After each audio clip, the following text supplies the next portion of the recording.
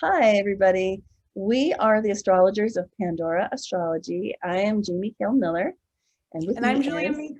Oh, sorry, I'm Julia Mikas. And today we want to talk with you about Pluto transits, how they feel, and how to handle them. Pluto is arguably the most difficult transiting planet. I think that's probably a matter of opinion, but Pluto makes it near the top of the list for most everybody. And so let's begin by thinking out loud about what archetype is Pluto? Like, what does this archetype mean? Well, Pluto has to do with transformation and metamorphosis, the archetype of death and rebirth, powerful change, caterpillar into butterfly. It is such a profound and deep change that afterwards, when you look back at your life prior to the Pluto transit, you may well find it unrelatable. Feel like you just don't even know who you used to be. And it's a really good thing that Pluto moves so slowly through our skies. Pluto moves so slowly that you might not right now have it transiting a planet, but you've definitely got it transiting a house, and you will have it transiting everything in your chart at least once during your lifetime, but possibly not more than that. It's quite possible that every Pluto transit that you have in your lifetime is a one-time thing. And so for that reason, it will go very deep and it will be very transformative. So what are some clues that suggest you're having a Pluto transit? And I'm going to lob this one over to you, Julia. How does a Pluto transit feel? What might be a signal? Ooh, okay. First thing that comes on in my mind is it might feel like someone just revved up the temperature on your ego and everyone's ego around you. Oh my God. You might feel like, oh, I need to be in control, or other people are power tripping you, or you're the one on a power trip. But it's kind of like the ego just got turned up a few notches in a situation.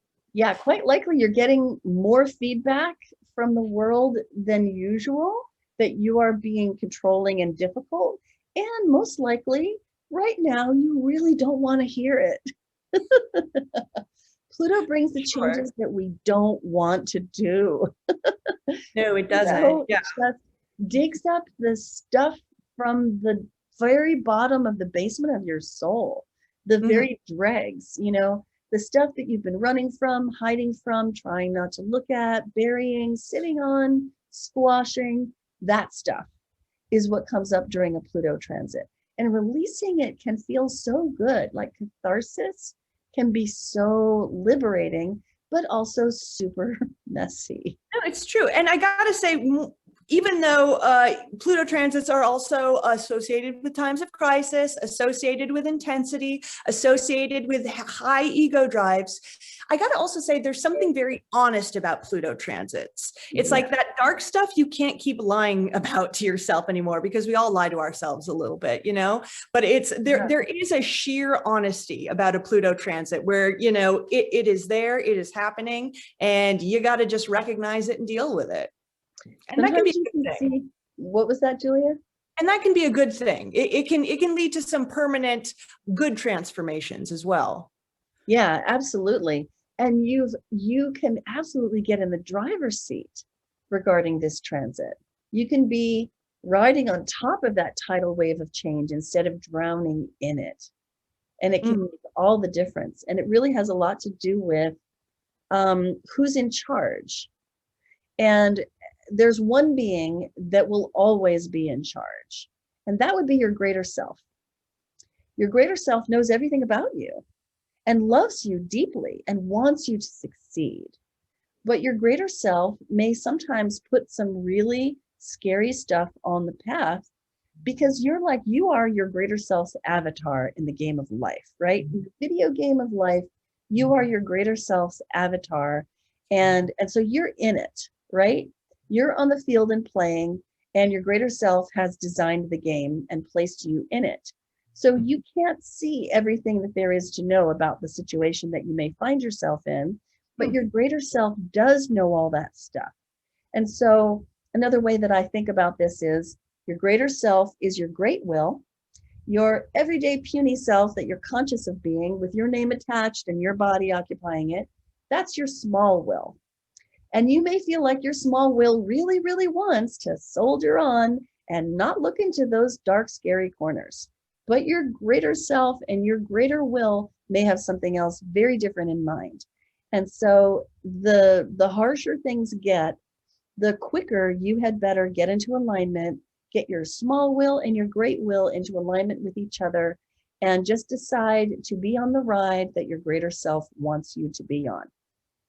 Now, you might have a different name for your greater self. It might be higher power. It might be the God of my heart. It might be my personal savior.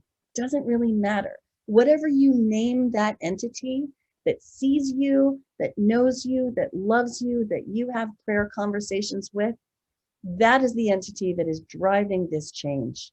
And once you get into alignment and you say to that being, okay, I'm not in charge, you're in charge, I am surrendering to your will for me, that's when things get a whole hell of a lot better. Believe me. Julia, what are your thoughts right now? My thoughts are that Pluto transits can be times of extremism in life, you know, and usually the area of extremism we face is going to be represented by the archetype of the planet, whatever planet Pluto is transiting, as well as the house, you know, that Pluto is in. Or and like Venus, it could show up in your relationship. Right, exactly. Mars, Or it could show up in your career. It could show up in your health, you know, so there are many in your friendship circles. So there are different arenas of life where that extremism can show up. And I know this is another thing that we want to talk about. Maybe I'm being a little too, maybe I'm moving too ahead here, but in general, when it comes to a Pluto transit, I think that it's best to, because it can raise up people's egos a lot, is when you're putting in whatever energy or work or things that you're doing in your life, make sure that they're only not that you're doing it not just to serve yourself, your ego, your agenda, you know, whatever material things you want, but try to make sure that it's doing it for some other higher purpose, doing it for other people, doing it for a mission and career that you really believe in. You know, if you can move the focus off yourself and into something that's more important for not just you, but maybe your family or other people, I think that it could go a lot better. And I also think it's important to remember with Pluto transits not to resist change. Because, you know, sometimes it's bringing change that we initially don't want, but the more we just kind of close our eyes and we're like, I don't want to deal with this, I don't want to deal with this, the more challenging the transit actually ends up becoming. But then the more, but you know, if you actually kind of sit back and you are a steward for that change, if you kind of actively say, okay, change is happening, where do you want it to happen? Let me see how I can assist it and sort of clear out some of the old garbage. Pluto transits, I think, will be a lot more constructive. Hells to the yes. And I think if you tack on to every prayer and meditation, this idea that let it be perfect for everybody, not just me, not running over other people's will or greater will, but just including it all in the prayer right there. That helps a lot. Yeah. So Pluto is all about transformation. And one of the great things about astrology is that in an astrology reading, you can find out the precise timing of your Pluto transit. And the reason why that's valuable, especially with Pluto transits, is that while you're in them, you completely lose your sense of time.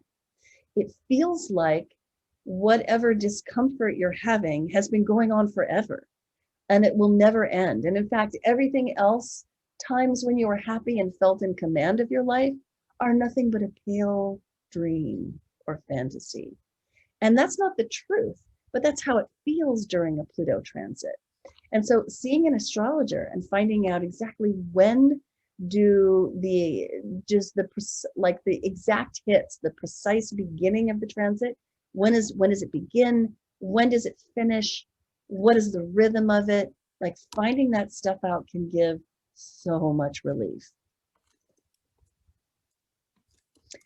Well, I think that's all we have to say today, Julia. Anything else? I think we covered it. All right. Well, hope you enjoyed this video and got a lot out of it. You will find this video on our website, pandoraastrology.com, or on our YouTube channel, Pandora Astrology.